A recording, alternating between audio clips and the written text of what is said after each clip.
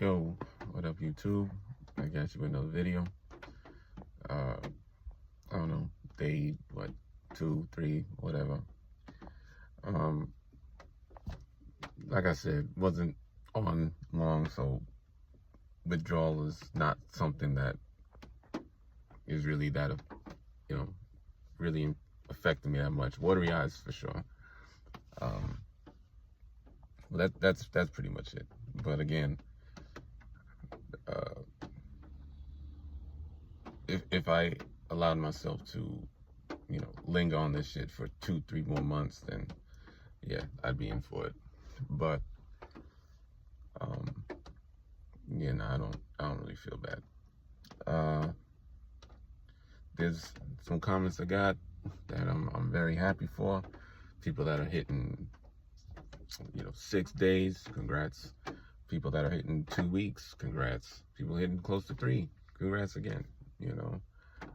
Told you y'all can do it. Like, it's not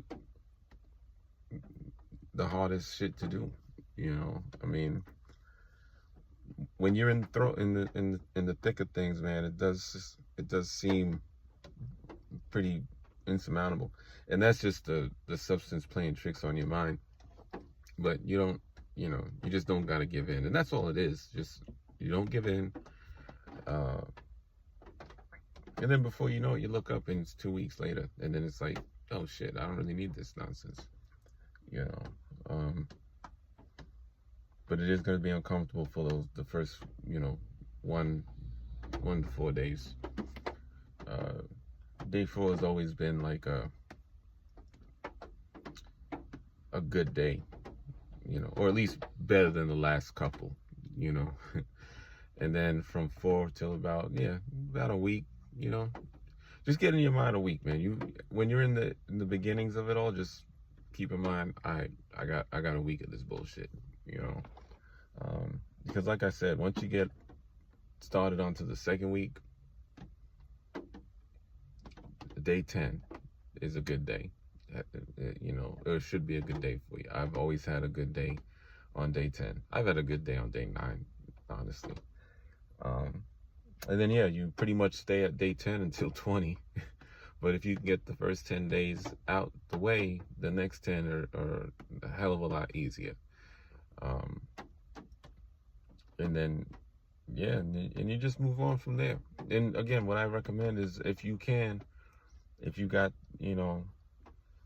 if you made it some strong stuff, push yourself to the gym. If you can do that, I'll tell you right now, it'll expedite the process considerably. That honestly, the gym is better than anything else. Even if you just, doing an elliptical or a treadmill or like a stepper, something where like you start sweating and then you hit like the sauna and steam room. You do shit like that and, do the whole vegetable NutriBullet shit. This shit is cake, but the hard part is actually getting there, and that is tough. Trust me, I know. But again, when I was going through the oxy withdrawal, man, and like I said, to this day, I don't know how the fuck I did this. Like, there's no way, if I was going through oxy withdrawal today, well, first off, there'd be no video. All right. That shit just totally fucks you up. But somehow, some way, I was able to will myself to the gym. I think by like day, I want to say 3 or 4, because I had to work, and I had a physical job, and I would go to work while during oxy withdrawal. And again, I don't know how the fuck I did it, but I do know how I did it. It was all here and here. And that was the toughest shit I've ever went through. And so that's why, like, Kratom Withdrawal, while it sucks and it lingers and all that, it's nothing compared to, nothing compared to the worst I've gone through, you know. So yeah, there's that. But not to minimize what you guys are going through with Kratom Withdrawal. Trust me, that shit's rough. And then on top of that, it's right around the corner. Relief is right around the corner, you know. As opposed to narcotics. If you don't really have a connector or a plug, then you have no choice but to go through withdrawal, which is good and bad. Good if you're trying to detox, bad while detoxing. But yeah, pretty much all good. I don't feel bad. But again, it's early. Who knows? Sometimes this shit, like kratom, is just weird. It's just a weird fucking substance, man. Yeah, and again, I'm making these videos hopefully, to document this shit.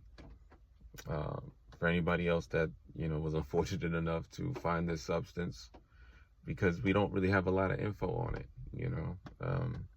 and a lot of people are in the dark, and they don't know what to expect. Like, again, with oxys, I didn't know I was going to go through a withdrawal. I mean, obviously, but when you're in the midst of abuse, you're not thinking right.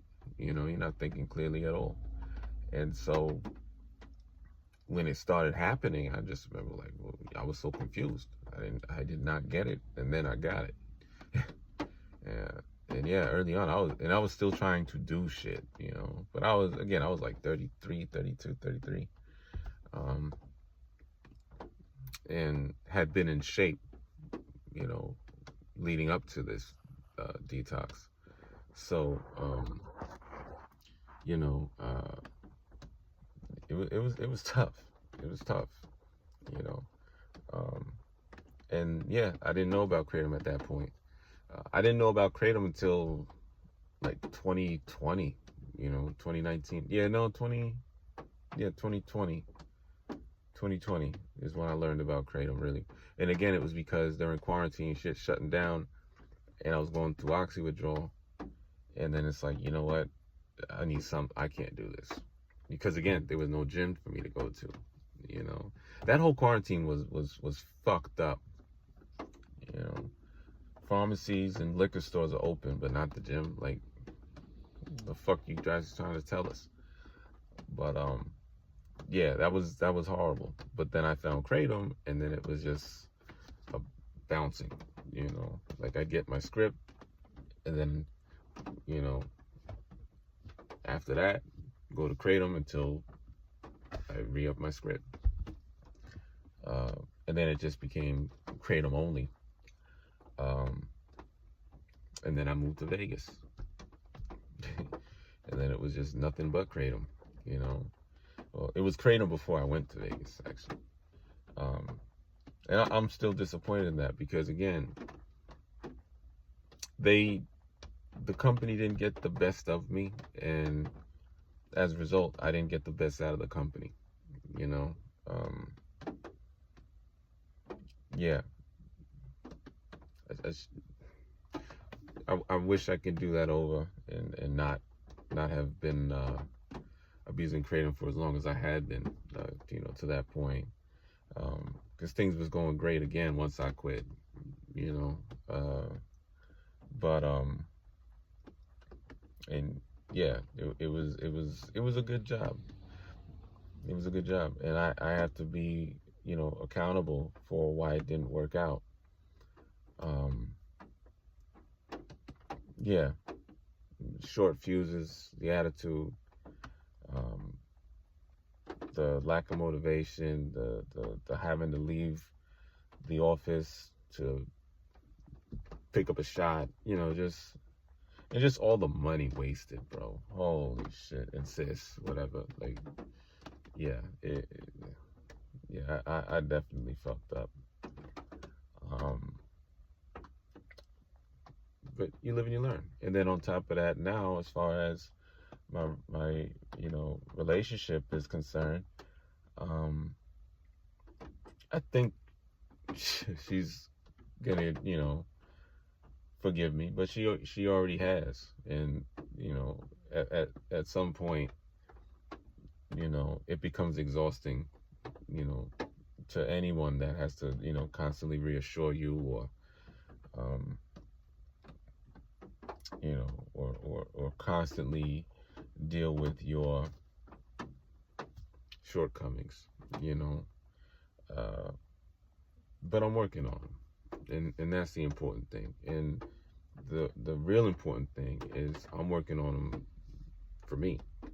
I'm not working on them for her. You know, it's not because of her or for her. It's for me. Because you know, there's a lot of underlying issues, and that's the other thing you guys might want to do some introspection on, is the why of it all. Like, why do you feel the need to take Kratom, right? And outside of the whole I don't want to go through withdrawal, because there was a point where that wasn't the case. So what drew you to Kratom? In fact, that's my question to a lot of you, a lot of my viewers. Like, what was it that made you go to Kratom? For me, it was, again, relief from oxy withdrawal. But then the question still becomes, well, why was I on oxys, right? Like, what's missing, or what's drawing you to have to rely on a substance? Those answers might not be easy to grasp, if I'm gonna be honest. But yeah, you know, no more ramblings. Hope it's not a ramble. Hope you guys got something out of this. But yeah. Damn, I should have lifted horse. It sounded pretty sexy. No, but yeah, that's where we at, you know.